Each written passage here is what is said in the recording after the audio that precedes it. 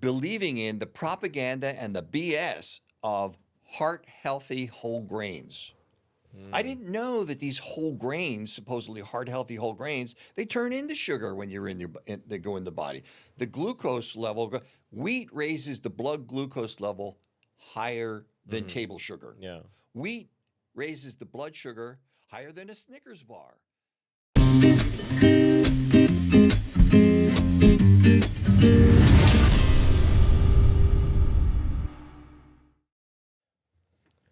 Hello, everyone, and welcome to the Openly Human Show. I already have a feeling today's guest is going to be filling us with so much knowledge and so much information that we have to get straight into it. It's my pleasure to introduce Mr. Daniel Trevor, author of the bestseller, The Unholy Trinity, How Carbs, Sugars, and Oils Make Us Fat, Sick, and Addicted. He is an entrepreneur and, most importantly, a citizen scientist. So, Daniel, I could go on and on about your journey, but I'd like to learn from you directly. And I'd like our viewers to learn from you directly as well. So please go ahead and describe yourself and tell us what it is like to go through what you've gone through and how you ended up here. Well, it's quite a story. I thank you for having me, first of all. And this is really a beautiful studio. Thank you for having me. I'm used to doing Zoom, so this is like top of the line. Yeah. Thank you. Of course, of course. Yeah, so what happened was a few years ago, I almost died from a heart attack. And it was completely shocking to me because I thought I was Mr. Healthy. You know, I watched what I ate, took all the right supplements, listened to everything that my doctors had told me. I had just passed a stress test with flying colors, which I can get into all that later. And then I had this MI, myocardial infarction, as it's called, also known as a heart attack. And it really took me by surprise. And so having studied technical data throughout my life, I felt, comfortable taking a dive into the medical and nutrition science to find out, how the hell could this happen to me? I'm Mr. Healthy, right? Yeah. And what I discovered absolutely blew my mind and infuriated me. I had many moments where I went, what? Are you kidding me? Shocking moments with regard to fake science and false data that has been foisted on the populations and the doctors for decades.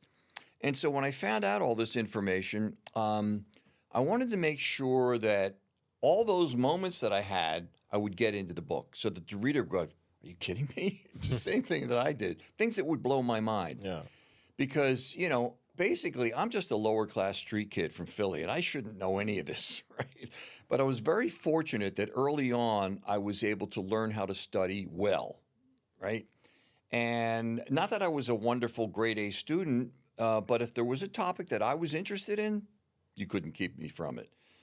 Because it basically comes down to, you got to know the terminology, the nomenclature of any subject you read, even if you're just reading a book. You're going down a page and you hit a sentence that has a word in it you're not quite sure of, right? And you go, and then you keep going. Your eyes get to the bottom of the page, you're blank. You don't know what you just read. So you go back up, you got to go, okay, so I got this, I got what he's saying here, and I got this. But what is this? What does endocrine mean, And, you got to clear it up. It's painstaking work when you first do it, but the more you do it, the less you have to do it. It's kind of like a stream that's wearing along the banks, and then it turns into a river. Your terminology, your vocabulary goes through the roof.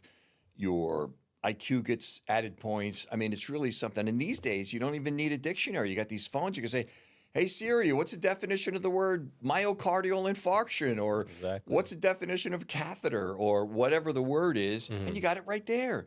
But do it, because the reason why the stats are so awful in people reading nonfiction books that they never get to the end of the book is because of that. I think it's like, 30 or 40% of people that start a nonfiction book, they don't make it to the end. I'm one of them. I'm one of them, exactly for that reason. Yeah. So you have to stop. You're going to treat yourself to an expanded vocabulary. You're going to gain IQ points, no doubt about it, as they say in the hood. And, like that. So that's what I was able to do. So I took the dive, and the first part of the book, I go through all of the science of how we got here. How is it that heart disease is the biggest killer of human beings, not just in the U.S., but globally? When the very first officially recorded, medically recorded heart attack wasn't until 1912. How did that happen? In 1900, most people died of infectious diseases like pneumonia, tuberculosis, that kind of thing. But then what happened was I have a lot of graphs and images in the book to give the reader a better understanding where they could see what's going on with those kind of things. And I have a graph that shows it goes from 1900 to 1955. And that's where our President Eisenhower had a heart attack. And a lot of men and women were dropping like flies from heart disease. It was like, what was this? And the charts like that, right? Years later, well, there was this, how do I say it, unethical but very influential researcher that came along named Ansel Keys. Yeah. And he had this concept called the diet heart hypothesis.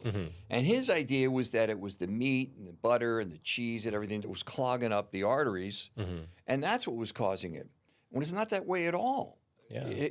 That's just totally wrong. He had this idea that, you know, it gets in there and it clogs the arteries. It's kind of like he gave the analogy of a shower drain, you know, where there's the soap and the grease and the gook and it all clogs things up. It's not that way at all because as you probably know, the plaque is underneath. It's subendothelial, underneath the arteries. So it's this whole concept that he had was wrong. But but he altered everything insofar as the viewpoint. And then by the late 60s, early 70s, Big Food started coming out with all these low-fat, high-fat foods loaded with sugar and carbs. And so what they discovered years later after they developed electron microscopy, where they could have these, you know, the little cameras that they can thread very carefully through the arteries, and they could see this thing called the glycocalyx. And what's that? The glycocalyx is this fuzz-like lining of the arteries.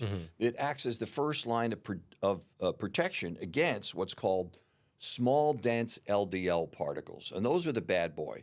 Not the large, fluffy pattern A, but the small, dense LDL. And those are the ones that can invade the artery wall and get stuck subendothelial to proteoglycans and these other chemicals and get stuck there and build up plaque over time.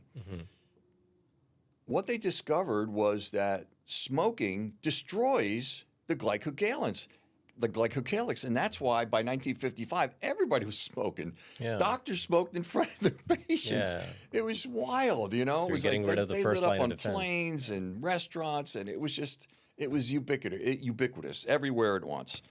And that was the cause of the heart disease, not the fat from the, you know, butter, meat, and cheese and all that, because that's how we've been eating. These bodies are used to eating for millions of years. At least hundreds of thousands, if not millions. Proven by anthropologists and bioarchaeologists, at least 2.6 to 4.5 million. So anyway, what turns out to be the case is the carbohydrates from sugar and these grains that all these carb foods are made of, they are even a bigger destroyer of the glycocalyx. So that's why starting in 1950s, that's where it just kept going up like that. And that's why it continues to be the biggest killer of humans. So basically, smoking killed the first layer of defense that we have. There you go. And then at the same time, you have Big Food pushing out sugars and carbs. About 10 years later, Yeah. So even if people stop smoking, they will continue to kill away at that layer, right? They replaced one killer of the glycocalyx with one that's worse, And with then the carbs they correlate and the sugars. that all to fats and cholesterol and Yeah, you see, in the 1970s is when they came up with this U.S. dietary guidelines.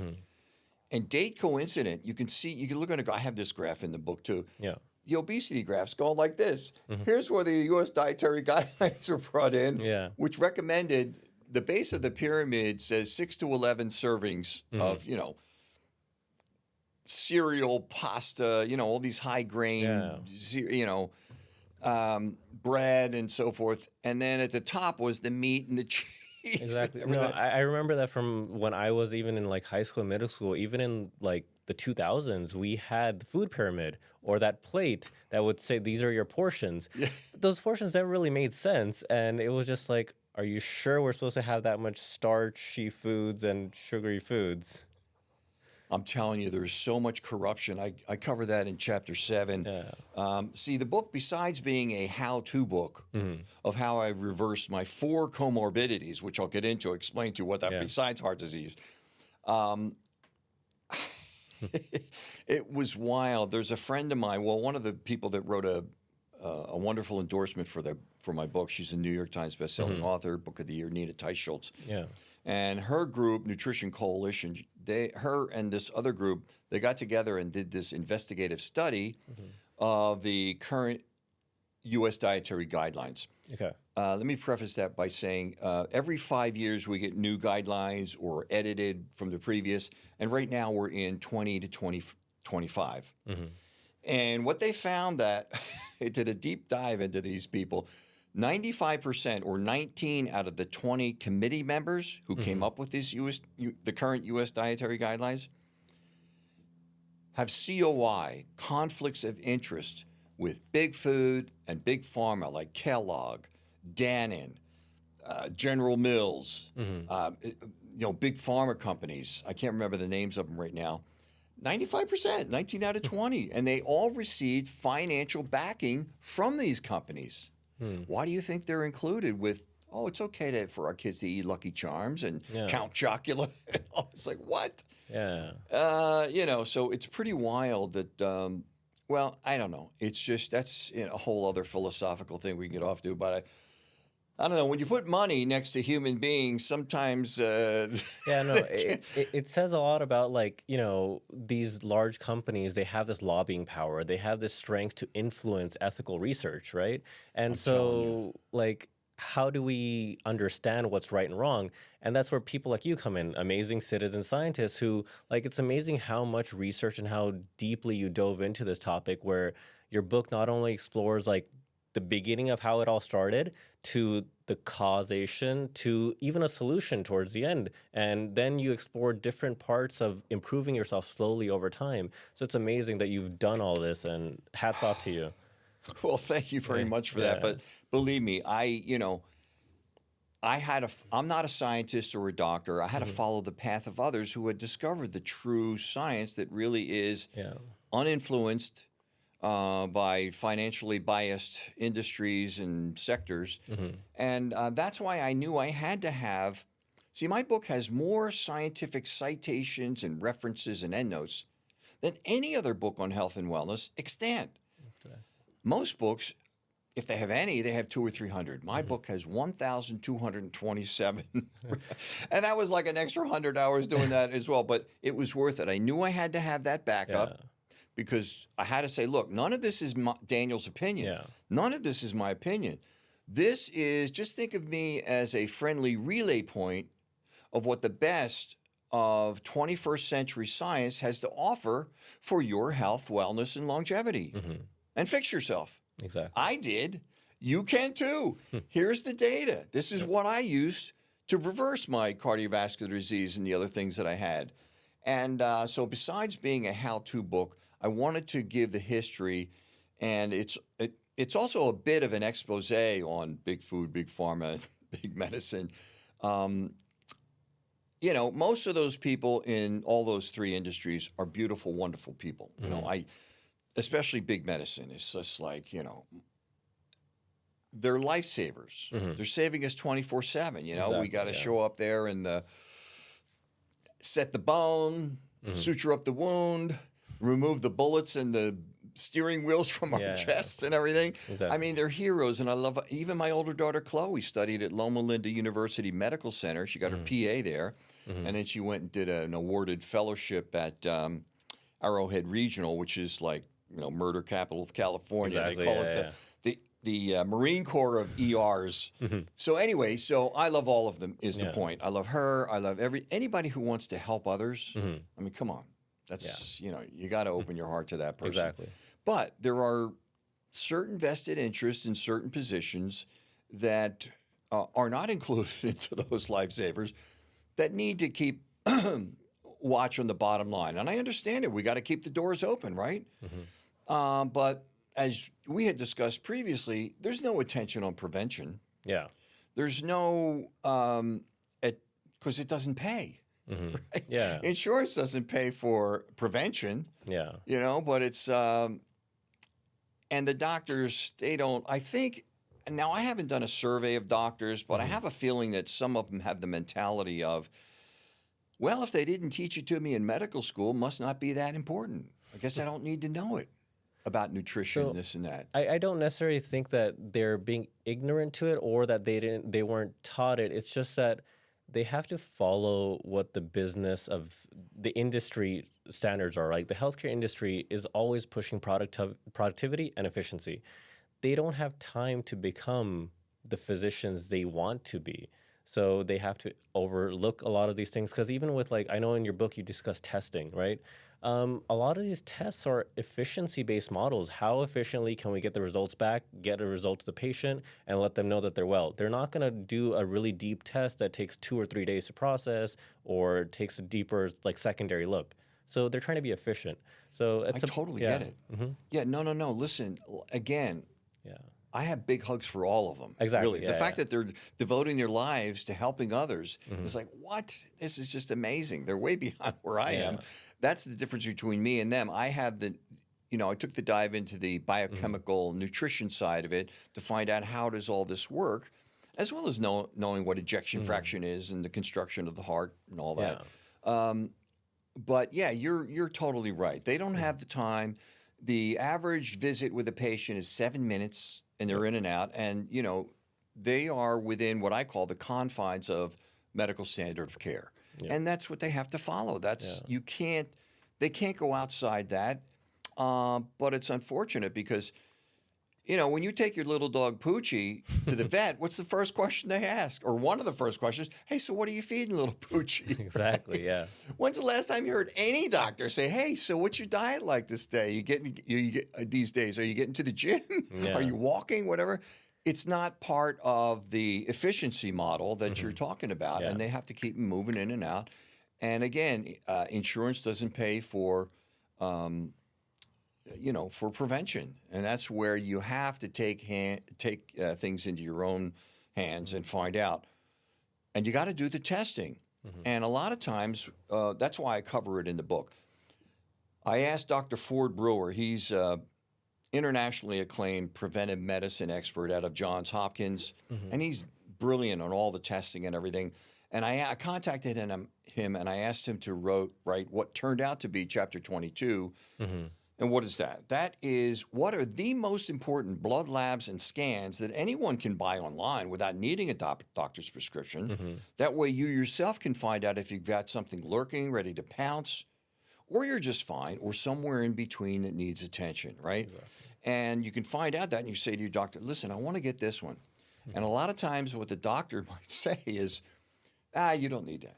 You don't need that. You're fine. Yeah. The only reason they're saying that is because they don't know what it is, and they wouldn't know how to analyze it anyway once they got the results back. So you have to take it upon yourself to get these certain tests because it's your life, it's your longevity. You need to find out if you've got things that are awry, because some doctors, they leave things out on when they get a metabolic panel or a CBC and that kind of thing. For example, one of the liver enzymes that they leave out is GGT, gamma glutamyl transferase.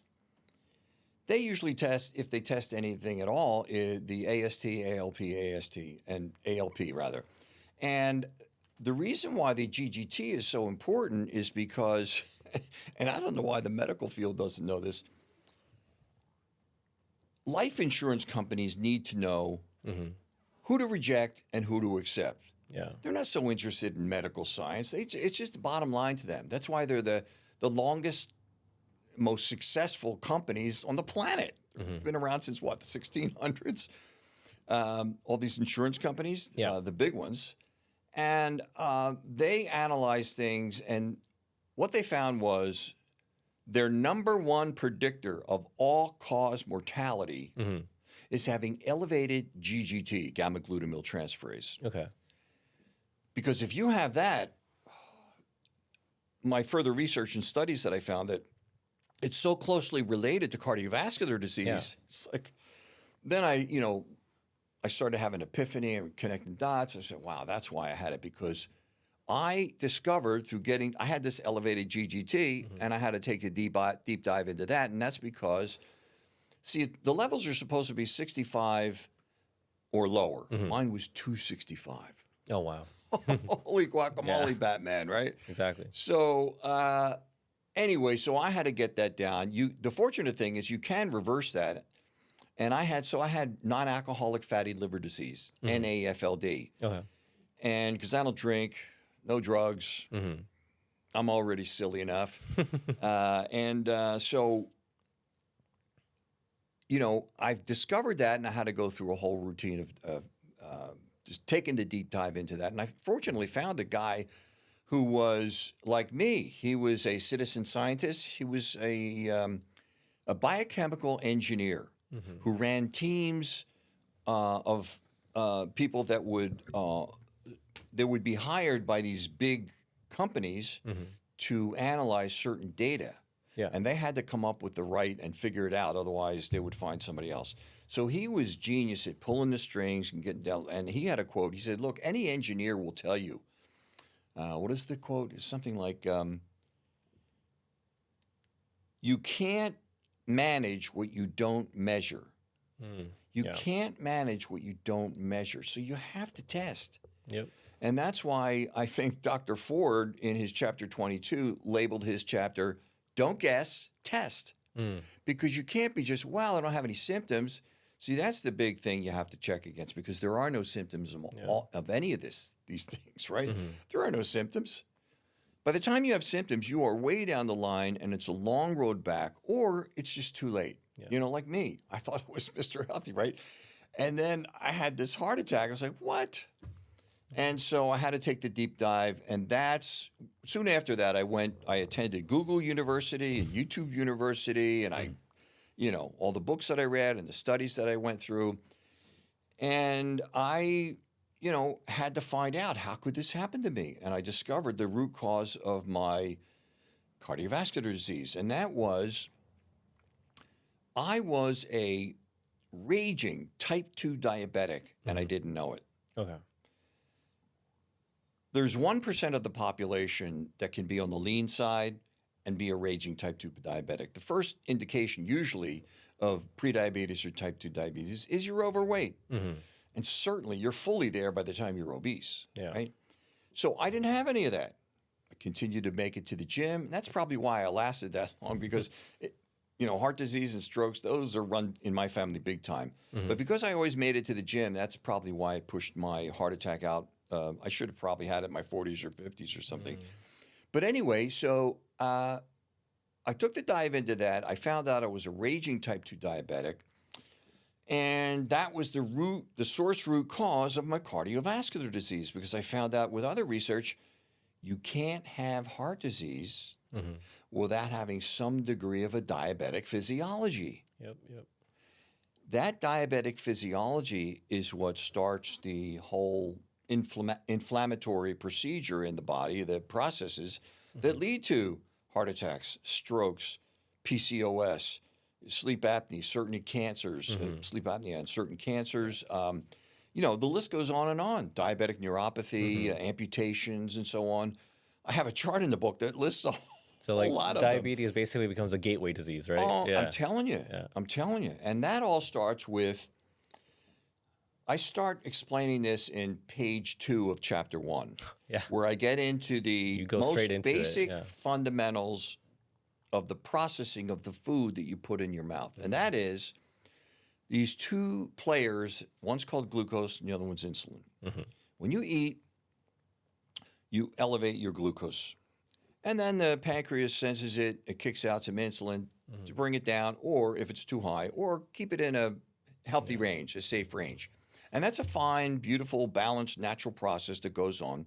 But when you have your blood glucose and your insulin elevated day after day, week after week, month after month, year after year, you develop, you have what's called hyperinsulinemia, right? Hyper, too much, insulin, emia means in the blood, hyperinsulinemia. And after that's been going for a while, you become what's called insulin resistance because the cells start to reject or resist the overload of the insulin. And insulin is the fat storage hormone. Yep. So you really got to pay attention to your insulin. I have this example in the book. I say, you remember the movie, what was it called? Fight Club with Brad Pitt? The first rule of Fight Club is you do not talk about Fight Club. The second rule of Fight Club is you do not talk about Fight Club. Well, I say, what if we had a longevity club? Yep. The first rule of the longevity club is pay attention to your insulin. Second rule of the longevity club, pay attention to your insulin because that's what starts your diabetic physiology, and it all comes from the carbs and the sugar. Too much, hyper, pushes those things up, and it starts the inflammation, and then you go down whatever path that is lurking within your genetics, your genetic and ancestral lineage. So interesting thing about the insulin, right? Like someone like my age, we go to the doctor. I'm in my 20s, right? We go to the doctor and we were like, okay, you didn't test my insulin levels. They're not going to because I guess even, again, it goes back to the efficiency model, and that's even backed up by insurance companies, right? Insurance will not pay for an insulin test on someone who does not have a genetic history of diabetes or no close family members will have it. They will avoid it. So I guess it's important to know this. Like the average consumer has to know, so they ask for it. And that's what the key of your book is. Your health is in your hands. You have to go and ask for these things because unfortunately, the world we live in, they're not promoting these things for your own well-being. I think the insulin test is like $19 online. I mean, that means it costs the doctor or the hospital $5 or less, So you have to get, and if your doctor won't go along with it, there is a way you can find. In the book, I tell you where I recommend going, which online labs. You look at their menu, and you take it from me and Dr. Ford Brewer, who wrote the chapter 22. Okay, I want that one. Okay, so that one's $49.95. Oh, okay, or it's $19 or whatever it is.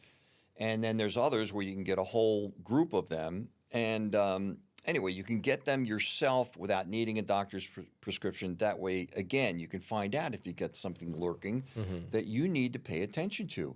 Hey, why is this thing called GGT elevated? What is that about? Yeah. And I cover that in the book. My chapter 15 is all about fatty liver disease and kidney disease. And so my other comorbidities, besides, I started with the having diabetic physiology because, there's this test I first cover it in chapter 7, and it's that section's called the most important health test you've never had. That's because doctors don't recommend it ever. And that test is the OGTT with insulin, oral glucose tolerance test with insulin. That is the test that will show you exactly where you are on the diabetic spectrum, whether you're just getting into it or you're way over here. And my score was way over 200 when I did it. And that puts you in the diabetic and cardiovascular danger zone, right like that. So you have to do this test. And it's just never ordered, so you can get it on your own. Last I looked, I think it was like, I don't know, $40 or $50 online. And you have to get these things to find out where you are on that diabetic physiology scale. And because my other comorbidities, besides the fatty liver disease, I had the fatty liver disease, the NAFLD, I had the cardiovascular disease, and I had all because of the diabetic physiology, and I also had osteoporosis. And these days, because of the big food push, the push by big food corporations to eat all this dangerous food, it's descending into lower and lower ranges. I have chapter 13 is all about osteopenia, osteoporosis, and other bone issues. I started off with this study that's showing that you need to start testing. It was showing they're finding these things between the ages of 35 and 50. And I tell you, I said, look, you got to get what's called a DEXA scan, DEXA. Yeah. Because that'll tell you where you are. And if your doctor says you're too young for it, show him this study. So actually, it's funny you mentioned that because that actually happened to me. Like, I actually wanted to get a DEXA scan earlier because with my trainer and stuff, we've been discussing like, is my bone density low enough? Because when certain lifts that I'm doing and stuff like that, just for safety purposes, it was not until I had a back injury, like in my vertebrae, that the doctor said, "Oh, you need to get a DEXA scan." And even when I went in, the DEXA tech was like, "Wow, you're young. Why do you need a DEXA scan?" So I was just like, "Wait, so you don't want to prevent these things from happening? You want it to happen, and then we figure out why." Look, you can't blame them. That's Yeah, just the way the system is set up. That's why I exactly. don't blame any of these wonderful doctors and people that are serving us and devoting their lives to try to help us. Yeah. It's just the way the system is set up. Hmm. And the medical schools, which are funded by Big Pharma, they want the doctors reaching for the prescription pad Yep. instead of discussing the diet and exercise and all that kind of. We don't want to prevent anything. Hmm. I mean, well, God Yeah. forbid. Anyway, that's all Yeah. I'll So, say yeah. on No. that. I would just like to say, like, I've read like a lot of your book, and I've skimmed through the parts I haven't been able to read, but I've learned that your book is one of the ways that people, even though you can't become your own doctor, just like a barber can't cut his own hair perfectly, but you can't become your own doctor. But this book helps you become the perfect preventative expert in a way that you try your best to aid where the doctors can't reach because of their um, associations with the industry. Sure. All right, Daniel. So now that we've spoken about what brought you here, all this research that you've done, the deep dive that you've taken, what in your eyes does it mean to be healthy? I'd like to say that's a good question. Hmm. Well, as you've certainly found out by now, because I get into that probably by chapter 3, Hmm. is it's all based, being healthy is eating the proper human diet. And what does that mean? That's an ancestral diet. What are these humanoid meat bodies used to eating? Hmm. How are they used to eating for hundreds of thousands, if not millions of years? Yeah. And we've confirmed, or anthropologists and bioarchaeologists, not me, Hmm. that we've been eating meat for at least 2.6 to 4.5 million years. Our diet consisted always, mostly, of what we could catch, kill, and eat, nose to tail. Hmm. What we might occasionally pick off a tree or a vine, but only when it was in season, Hmm. right? We didn't have any of the onslaught of what big food is trying to take out of our, the money that they're trying to take out of our wallets to sell us these delicious, addicting foods that they Hmm. offer us. So I don't hold it against anybody who's overweight or obese because they don't know this information. They're probably growing up with their parents eating the same way, and it's what you see all the time in restaurants and this and that. And so they don't get a lot of this information. Thank God in the last 10 years or so, things are starting to turn around to recognize that, hey, we never ate this stuff. This wasn't even in our diet prior to 100 years ago, especially the vegetable oils, which should get into too. So the grains are what they've done is ultra processed, refined, industrially processed grains Hmm. that they turn into bread, pasta, cereal, crackers, biscuits, waffles, pancakes, chips, pretzels, rolls, pizza, tortillas, and on, as well as then you have your candy cake ice cream, fruit juice, processed fruit juice, and on pastries and on that way. And the seed oils. Oh my God, I had no idea that these vegetable oils, Hmm. they didn't even exist prior to 1865. What happened was they were used as machinery lubricant in the Industrial Revolution. But they looked at a bucket of it, and they said, "Hey, it looks like lard. Why don't we sell it to people? And that way that we can make money that way, and they could use it to cook." Yeah. Because cottonseed oil, which is where it all started, that was considered a toxic waste, Yeah. right? And then after that came, soybeans, sunflower, safflower, canola. Canola wasn't even invented Yeah. until like 50 years ago. So all these things are very evolutionarily inconsistent Yeah. with what these humanoid bodies have Hmm. been, the way that we've been eating for millions of years, right? Yeah. So to have a healthy diet, we need to return to that. First of all, the one thing you want to do is you have to eliminate all of these carbs, sugar, and oils, the bad ones, Hmm. that make us fat, sick, and addicted, like the subtitle of the book. Yeah. How carbs, sugar, and oils make us fat, sick, and addicted, and how to escape their grip. Because it's a how-to book. Yeah. I had to escape. So this is a testimony to my own personal escape from the addictive carbs, sugar, and oils. Anyway, so that's the long answer to your short question. Eat more ancestrally. No, that's amazing. And you know, it's funny when I realize this that a lot of things that happen in the Industrial Revolution, such as with using lead paint, that's been eliminated. But we can't eliminate something that does harm to our own bodies, but we can eliminate something that's bad for our paint and if like just breathing it. But consuming food, sure, use that oil that's used in the manufacturing process or as looks like lard. It's just alarming. Well, it's crazy, you know, and a big food in their corporate offices throughout the world, they have biochemical geniuses and PhDs figuring out, okay, so what can we put into the ingredients that makes them eat more of it? They eat the whole bag instead of half the bag, right?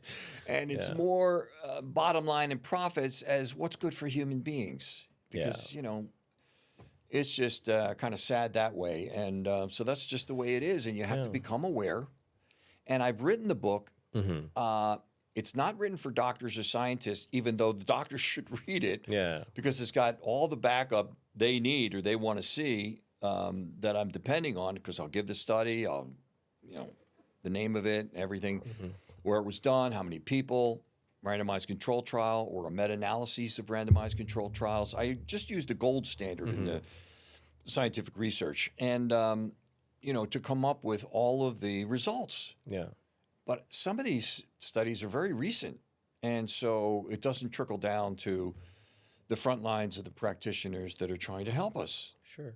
To help all of us that are showing up at their door. Yeah. Because the consumption of the Unholy Trinity. Exactly. Right? So it takes time for the word to get out, and thank God there are many doctors that are in tune to this now. That's why I was so fortunate to be able to get these amazing endorsements from some of these people that you see on the back of the book and the inside front cover. I mean, I even have the winner of the Nobel Prize in Medicine for his discovery of nitric oxide. I was like, what? Yeah. So I was, I'm very flattered by all that. I have Dr. Philip Ovadia, top cardiologist, top cardiothoracic surgeon. He's done, over 3,000 heart operations.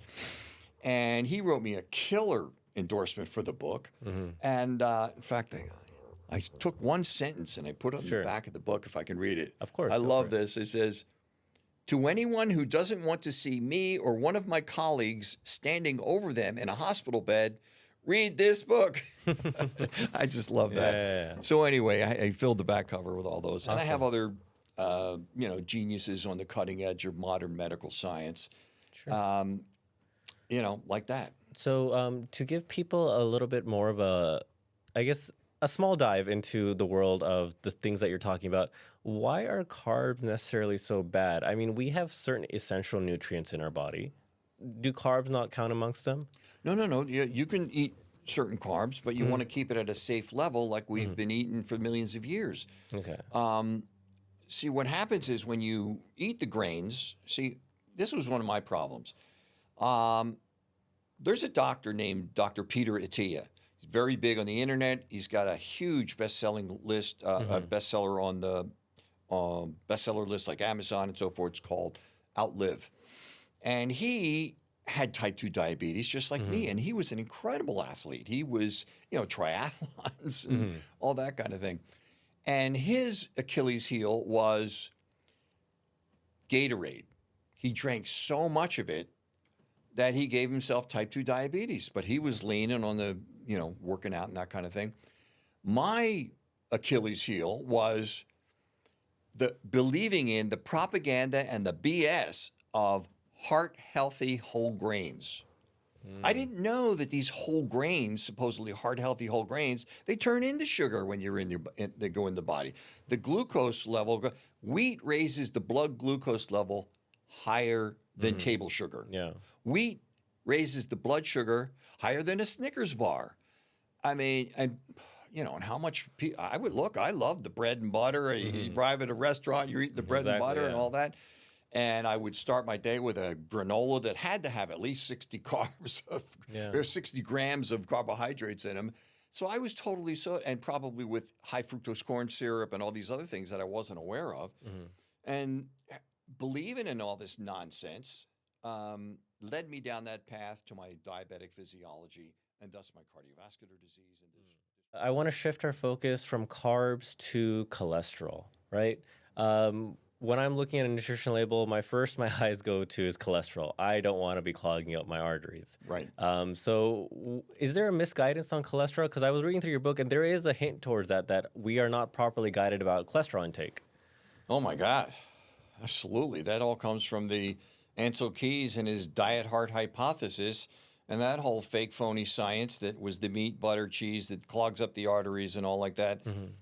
It's just the only reason why it persists to this day so much is because there's so many billions of dollars being made by big pharma selling statins to lower this so-called bad boy cholesterol. People with high cholesterol live the longest. People with low cholesterol die much earlier and usually of some form of cancer. It's just totally backwards. Our bodies need cholesterol. The body even makes cholesterol on their own. And I have in chapter 5 what you urgently need to know about cholesterol, about how, and I've got quotes and things from cardiologists and, people who really are in the know, and especially this Dr. Philip Ovadia. He knows the heart backwards and forwards. Cardiothoracic surgeon, cardiologist. He's a carnivore.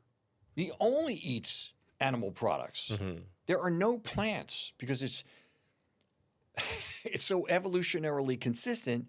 He dropped 100 pounds because he knew that he was on his way to being on his own operating table, right? Yeah. And he completely turned around. I'm in line with him and many other doctors and medical doctors that are on the cutting edge of modern medical science. And it's not cholesterol at all, especially the LDL. As soon as your doctor sees all your LDL's elevated, it's LDL-C that you see on your blood test with your doctor and he sees it. But they never do fractionation. They never do this test called NMR lipoprofile, NMR, nuclear magnetic resonance lipoprofile. And that does a fractionation. It breaks it down into, there's two kinds of LDL. There's healthy LDL, called pattern A, and there's the unhealthy LDL, the small dense LDL particles, which is pattern B. We always have to know which one we are talking about and which one you have. If you have the predominance of the pattern B, the small dense LDL, those are the angry, born to be wild guys that are going to wreak havoc on in your arteries. But if you've got the large, an analogy I give in the book is that you can think of the pattern A LDL particles as healthy, buoyant, and I give the analogy of, you can think of your arteries as like a cobblestone street, right, with cracks and crevices and that kind of thing. And if you threw out some beach balls, they just bounce around, fluffy, they're benign. They're actually healthy because they help clean out the small dense LDL particles in this process called HDL efflux capacity. That's a whole other thing. I won't take you down that bunny hole. And but the pattern B, the small dense LDL, those are the ones that can oxidize and get underneath the artery and invade the artery wall because you've already destroyed the glycocalyx with the carbs and sugars, and they build up the soft dangerous plaque, which causes the heart attacks and strokes. And so they never differentiate between the two. And when you go low carb, more recent science in just the last 5 years, especially with this scientist, what's his name, Dave Feldman, he came up with this term. It's called lean mass hyperresponder. And what that is LMHR, where they're finding people who are lean, athletic, high HDL, low triglycerides, they're beautiful, everything, except their HDL is through the roof. But they've got no pathology of any kind. They're just extremely healthy. Yeah. So what is it with those guys?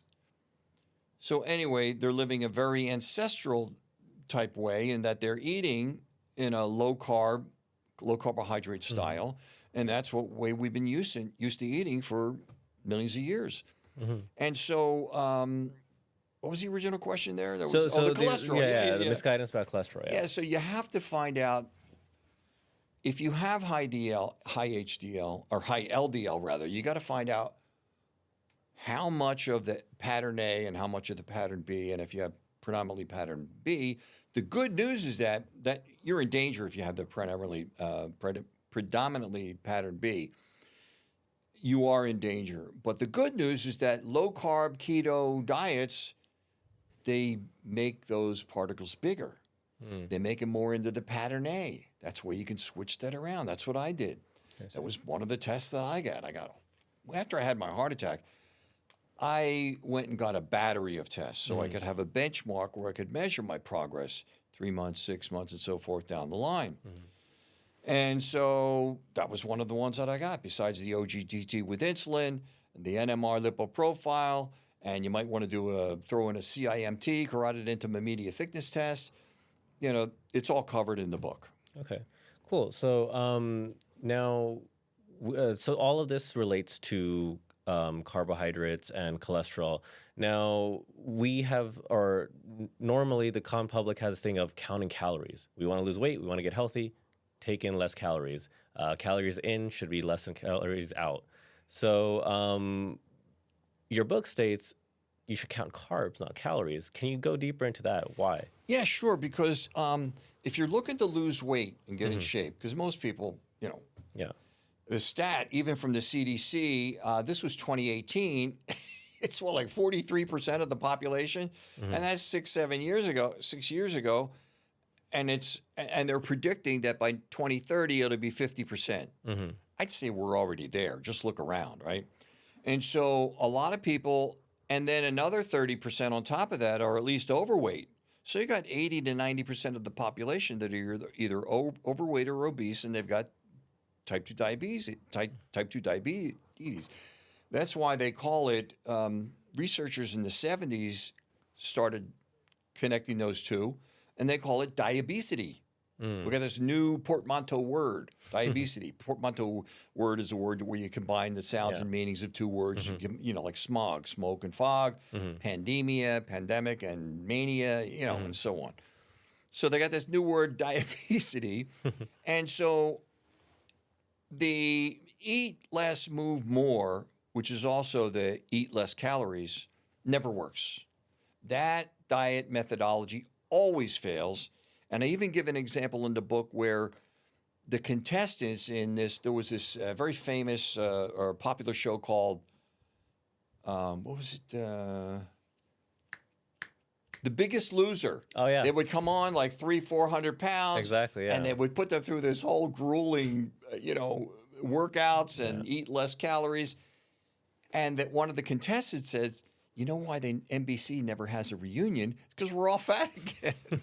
That's because those kind of diets never work. If you reduce your calories by 30%, you're also going to reduce your basal metabolic rate. Hmm. And then you don't burn up the fatty tissues on your body.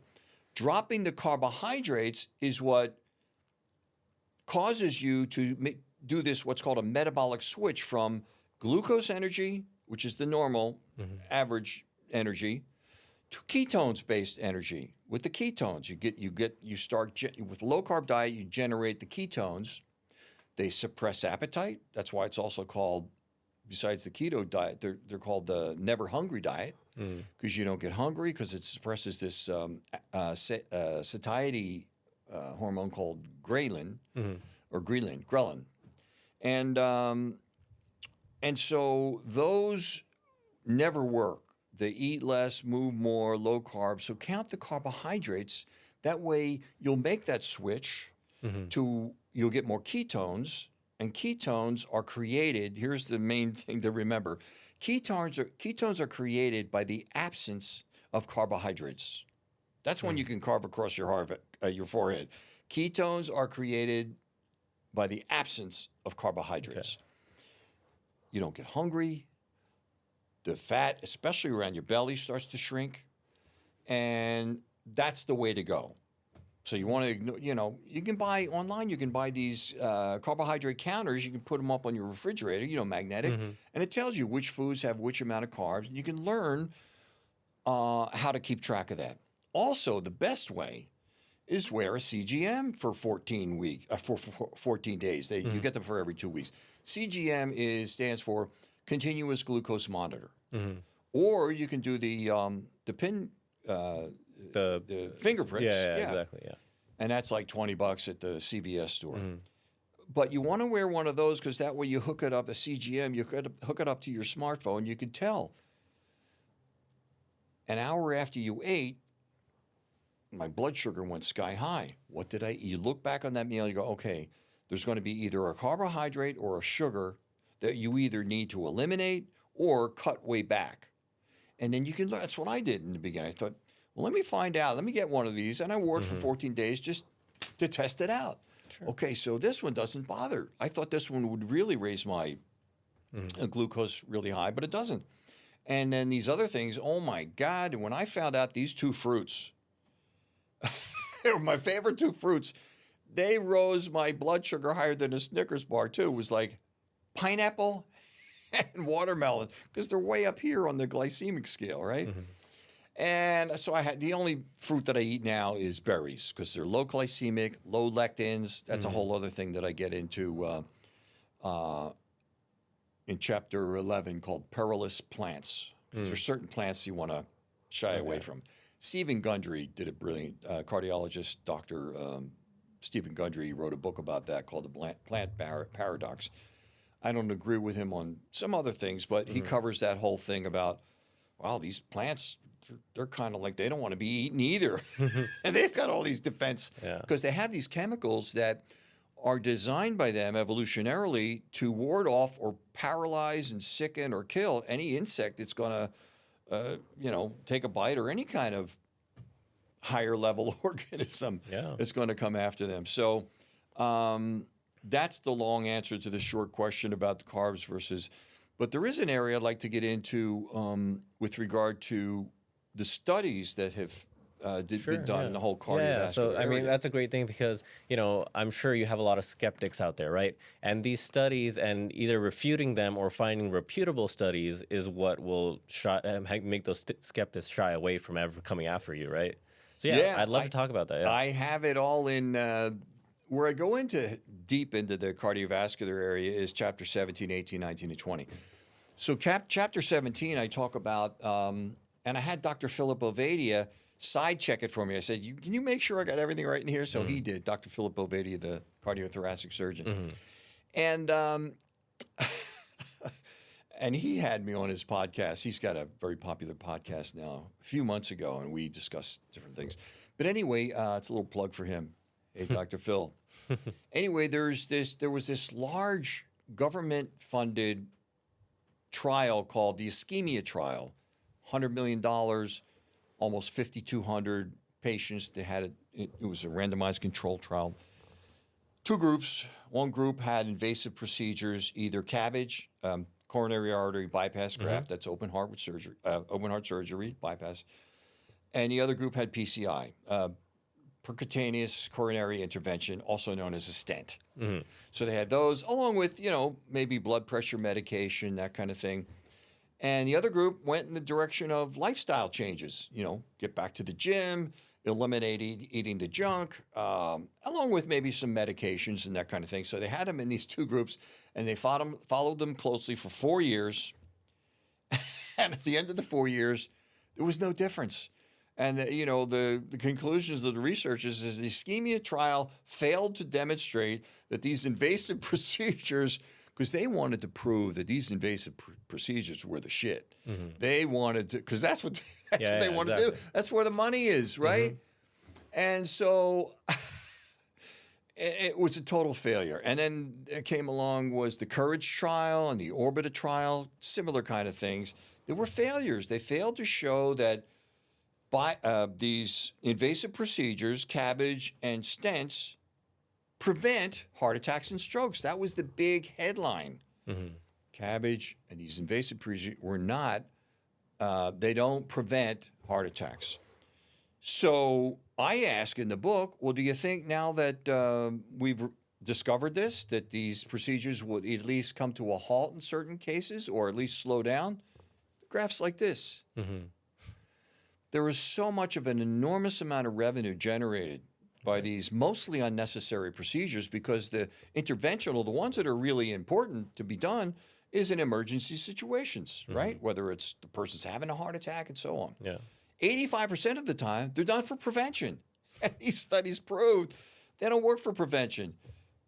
So, but there's no way that the board of directors of any hospital or the CEO of any cardiology clinic is going to see that all evaporate because careers and institutions would disappear. Exactly.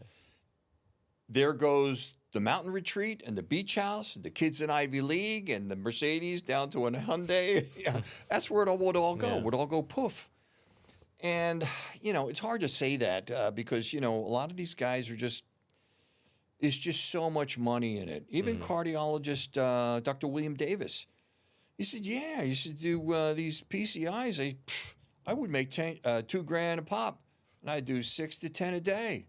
It's like, what? So, whether it's necessary or not, because you have to, I advise this in the book. I say, look, now that you know this information, if your doctor is saying, hey, I think we should, just to be on the safe side, we think we should do install a stent. I tell him, show him this information. That way he knows that you know, and then ask him again, why should we be doing this? Right? Yeah. When these big, huge trials that really rocked the medical world with their failures, they failed. Yeah. Why would you want me to do that when I can just look? I can get back to the gym. I can avoid this. I can do that. I'll take your blood pressure medications and so on. And I have a whole chapter on statins and what that's all about. Because there was a big study. I first found out about this with Dr. Robert Lustig, who was giving a talk at UC San Francisco. He's a endocrinology pediatric area, and he first turned me on to this study. And it was a meta-analysis of, God, I forget how many studies, but it involved 92,135 patients. And they found that those in the group taking a statin first of all, the researchers wanted to know, how much longer do statin takers live once they start? Because once you start, your doctor wants you to continue it for the rest of your life, and so does Big Pharma. How much longer do they live? And they found out that those in the group taking statins for primary prevention, in other words, no heart attack yet, they lived a big 3 days longer than those in the other group not taking a statin. And those taking a statin for secondary prevention, in other words, those who already had a heart attack, they lived a big 4 days longer than those taking a statin. So I asked my reader in the book, you still want to put up with the nasty side effects of taking statins? Because for some people, it's brutal. Brain fog, aches and pains, road rage, all these different side effects. So anyway, I just get down. I say, look, none of this is Daniel's opinion. I don't want it to be this way, but this is what the studies show. It's not my opinion. So anyway, we go into all that. And one of the things I would like to cover too, if we have time, is to go into the difference, a bit of it on this, is the difference between soft, dangerous plaque and the calcified, stable plaque. Yeah, go ahead. Everything you're saying is just eye-opening for me, and I'm sure it is for our viewers too, because you don't get this information from our providers. You have to do it yourself, and thankfully for the people like you are out here doing this research. So thank you, and please. Well, thank you for saying that, and that's why it's become an international bestseller just recently. It's just, as soon as I appeared on Dr. Ken Berry's YouTube channel, and he has millions of followers, right? Yeah. I think it was for the first time people were hearing some shocking information, and that interview went viral. It pushed it to #1 on Amazon for heart disease, type 2 diabetes, and longevity. And it's like, wow. Yeah. And now it's it's being sold all over the world. And I think I've told you, you don't make a lot. You don't get rich selling health books, but I have become very wealthy in the fact that I'm hearing from people all over the world. Yeah. Daniel, this has changed my life. This is helping me. Wow, this is great. Thank you so much. And that's how I've become wealthy, not in money, but that way. So that's what I really enjoy. And the difference between the soft plaque and the dangerous soft plaque and the calcified plaque is this. There was a study out of JACC, Journal of the American College of Cardiology, just what, 21, 22? And I have a chart about it in the book. This is covered in chapter 19, the difference between soft dangerous plaque and the calcified stable plaque. And that is, they found that the people that had the heart attacks and strokes and all those events, death and so forth, they were the ones that had the soft eccolucent plaque. Mm-hmm. The people that didn't have those had the calcified, hard, echogenic plaque. And I showed the chart there and everything. And then what they found in Cleveland Clinic, they did a big study, and they found that the reason why the coronary artery calcium scan is a good scan is because what they discovered is, and they state, I have all this in the book, I have their quotes and everything. They found that the calcium score, well, first of all, they wanted either, it's between 0 and 400. Mm-hmm. Of course, it can go way beyond that. But if you're in that range, I mean, if you get a positive score like 200, 300, 400, that shows that they've estimated that it's about 4 times as much soft, dangerous plaque than there is the calcified plaque. So you're in trouble. Mm-hmm. And they found out, they discovered this thing called, they labeled it, and again, this is 2022, this is just like 20 minutes ago in the medical field, because it takes so long to get to the front lines of the doctors, let alone how long it takes to get into the curriculum of the medical schools. Mm-hmm. And they said that what's dangerous is the soft plaque, not the calcified plaque. And what can happen is you take one, you get your score and it's 300 and you go, oh my God, I got to get it down. And then you do another one in 6 months or a year after you've been at the gym and working out and all that, and you change your diet, you lost 30 pounds, your score can go up.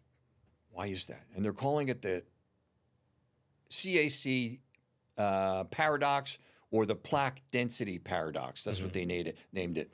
Now, it wasn't a paradox to the researchers and the doctors involved in the studies. They knew it was going to be puzzling for the patients. Wait a minute. I thought that I would bring it down after I got healthy and everything, but no. That's why a lot of doctors who are in the know don't recommend a second one. There's so many other tests you can take to identify if you've still got the dangerous plaque. So what happens is, and I was a perfect example of this. When I first got my CAC scan, I had an abysmal score of 600. Okay. That meant I had a lot of soft, dangerous plaque, which can cause heart attacks and stroke, that caused my heart attack. And so about a year later, after going low carb and hitting the gym more and finding out all these different things to do to reverse it, I went and did the test again. I kind of knew by this time, because I got the right advice, that my score is going to go up. And my score went from an abysmal 600 to 2,500. Oh, wow. And that's because I had turned all of my soft, dangerous, inflamed liquid plaque that can rupture through the endothelial and, into the lumen and cause the plaque build, the clot. I was able to reverse that into hard, dense, calcified, stable, and undangerous plaque. You don't get heart attacks from calcified plaque. That doesn't occur. Huh. It's only from the soft, dangerous, eccolucent plaque. Wow. So anyway, I was in great shape, and it was verified by a battery of other tests. Yeah. There's something called myeloperoxidase, LP plaque 2, N2-isoprostanes, MACR, microalbumin creatinine ratio. There's a lot of blood labs that you can do that'll verify. And all of those, I had bad scores on all of those too after I had the heart attack. And because I knew I was going to have a bad score, but I wanted to know the good, bad, and the ugly. So after getting healthy, I was able to reduce all of these. The only thing that went high was the calcified, because that meant I was a lot more stable and I was in great shape. So that's chapter 19. Yeah. And again, none of this is Daniel's opinion. This is Cleveland Clinic, which is ranked #1 globally for cardiovascular care, and American College of Cardiology, which is ranked #1 in education in cardiology. So no, I'm telling you, this book has magic inside of it, and honestly, and I don't want to express it all right now. I want people to go through and buy this book and read it. But Daniel, I want to thank you so much for coming on the show and talking about all this, especially your journey and the rise you've had. Because here at Openly Human, I am more curious in understanding the human journey of how when we fall like you did, when you had that heart attack, you got up and you did not believe those around you. You said, I'm going to get up on by my own bootstraps and figure out what's wrong, and I'm going to find a solution to everyone, for everyone. Because usually when people fall, they just look for guidance around them, and they're often misguided. And so hats off to you again for doing this and getting this far and producing such an amazing product to help the community. Well, thank you so much for saying all that. And I think that's the reason why it's doing so well is because the reason why the book is unique is because I'm not a doctor or a scientist. The book was written from the viewpoint of one of the victims, millions of victims of false data and fake science foisted upon the populations and their doctors Yep.